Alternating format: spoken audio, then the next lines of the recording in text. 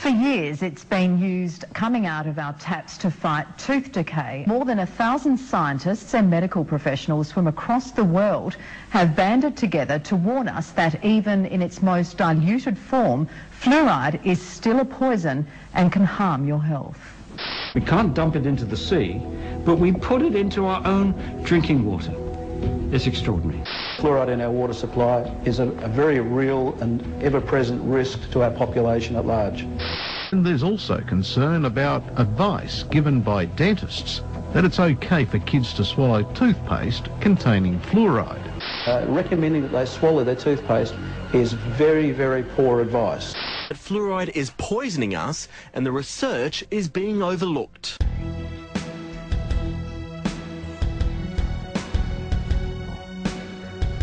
One of the two main tools used to keep you in a state of confusion without you knowing it is the fluoride in your toothpaste and water supplies. There are also many other chemicals that are added to processed foods to decrease your awareness and prevent your longevity. I implore you all to buy non-fluoride dental products and drink only water that you know is fresh. It's true that calcium fluoride is an organically occurring compound and harmless in small doses. But the sodium fluoride that is used in dental products and water supplies is a toxic waste. It is a byproduct of aluminium production and it does not prevent tooth decay. It inhibits brain function and promotes docility in the subject. Very notably, fluoride was first used by the Russians in mind control experiments conducted on prisoners in the gulags, and later by Nazis in the death camps. It was well noted by both groups that prisoners who drank fluoridated water were much more docile and easier to control than other prisoners. Fluoride compounds are also the active ingredients in most antidepressant drugs such as Prozac, clearly demonstrating its ability to reduce aggression and motivation in people. It has absolutely no biological or health benefits at all, and it does nothing whatsoever to prevent tooth decay. In fact, it causes dental fluorosis, yellowing of the teeth, and pitting of the enamel.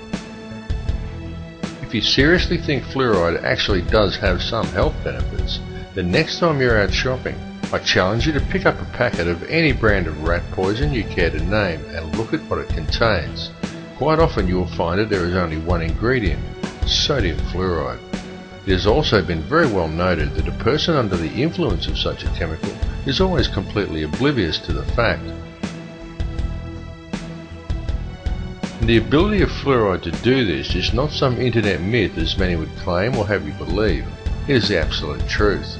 Yet even now, and despite the clear results shown in the latest fluoride studies, as more people begin to awaken and begin to question the situation the world is in, the more governments are seeking to combat this awakening by undertaking the increased fluoridation of their water supplies, touting dental health as the reason, when nothing could be further from the truth.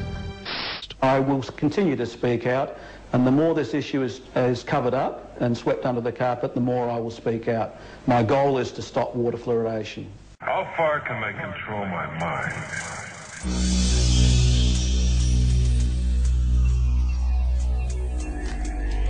The second, and perhaps the most important tool that is used to keep people in check and prevent them from ever becoming truly aware, is television. Television is the greatest and most all-pervasive hypnotist and propaganda tool ever conceived. TV teaches people what to think, but not how to think. And TV has given modern humans an utterly false perception of society, of the world, and of each other.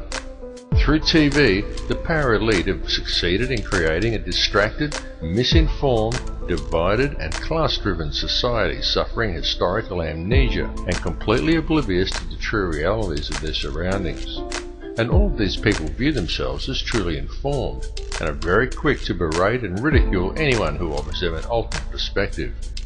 Subsequently, through the ideas put into their heads by TV and through a TV-driven obsession with the collecting of meaningless trinkets, fashions and possessions that the TV tells them defines who they are as people, the power elite have also managed to rob most of the common man of their wealth, their lands, their skills, their education and their history.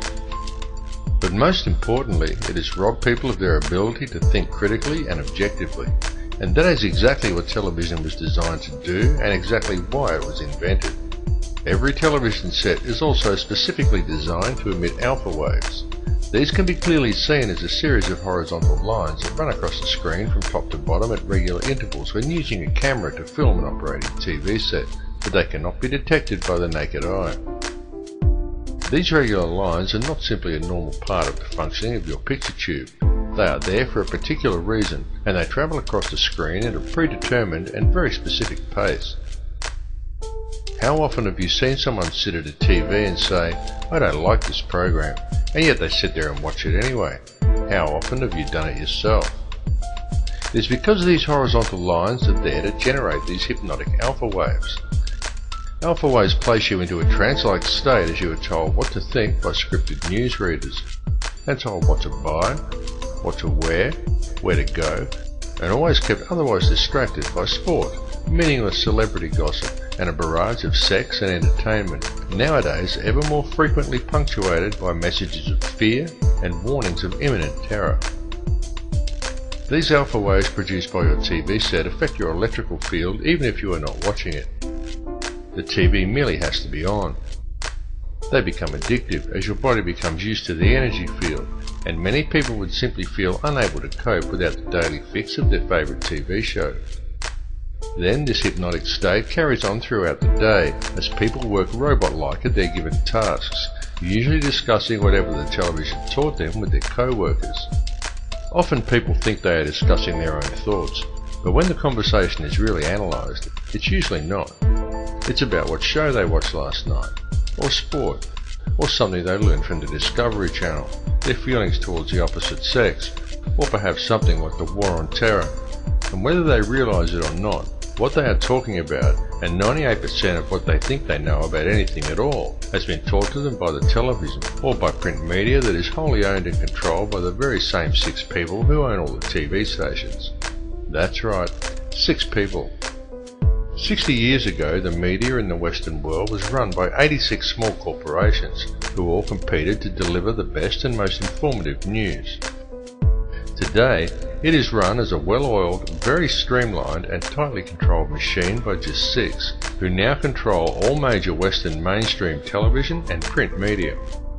And with the current rate of corporate growth, that number is set to soon drop to 3. This has set an extremely dangerous precedent, as it means that all televised and mainstream print media is now controlled by very, very few people. For a better and more informed perspective, obtain your news online from one of the many emerging independent websites, and go to many sites from different countries and sources to compare the same story from a variety of perspectives. You have been told that the internet is an unreliable source of information, and it is true that there are many bogus websites. But there is also a lot of very reliable information from very reliable sources, if you look in the right places. And remember, the ones who are telling you the thousands of independent websites who have opposing views to the mainstream shouldn't be trusted, number only 6. It is just that it is those 6 who control all major media. So those 6 are able to control most of what information gets to the general public, and how such information is presented. It must also be duly considered that all of these 6 media corporations have extremely close ties to major financial institutions and arms manufacturers. Such a conflict of interests immediately poses huge questions regarding the objectivity and reliability of any information presented by these organisations. And if that were not bad enough, each one of these 6 corporations gets their news from only one of 2 sources: Reuters or the Associated Press. These 2 organisations serve as an international news pool and channel all information down to the networks. Only Reuters actually owns the Associated Press, and Reuters itself is wholly owned by the Rothschilds. This is why there is never any negative press about the World Bank or the international banking cartels reported to the people by the mainstream media. It is why the majority of people have no idea about Codex Alimentarius or the real effects of fluoride, and simply do not know how the world and its corrupt money system is really run. There's a method to their madness. There's really not much method to yours. because you're operating from a place of ignorance. You don't even recognize half the weapons that they use against you. And some of them seem so insignificant that you don't even try.